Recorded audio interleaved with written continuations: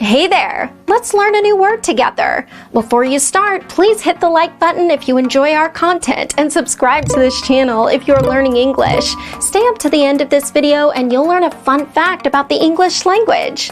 Let's begin. Tide. Tide means alternate rising and falling of sea.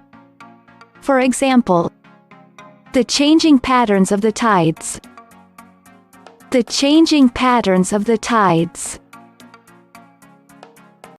Awesome! You learned that quickly. Let's put it in some sentences to understand how to use it. The first example. A powerful tide is surging through rural India.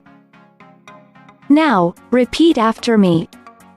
A powerful tide is surging through rural India. The second example. The rise and fall of tides vary around the world. Now, repeat after me. The rise and fall of tides vary around the world. The third example. An arrow indicates whether the tide is rising or falling. Now, repeat after me. An arrow indicates whether the tide is rising or falling. Now let's learn an interesting fact about the English language.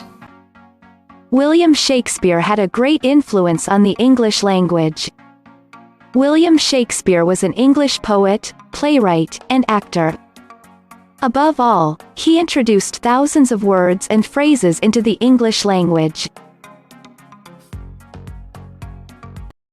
Thank you so much for watching this video up to the very end. If you're not yet subscribed to our channel, hit the subscribe button below. If you're new to our channel, the links to our most popular playlists are below in the description. We've prepared playlists for different levels of English, and they're good for different goals that you might have. Maybe you want to take an exam, or maybe you want to improve your fluency. So check them out and see you very soon. Bye-bye.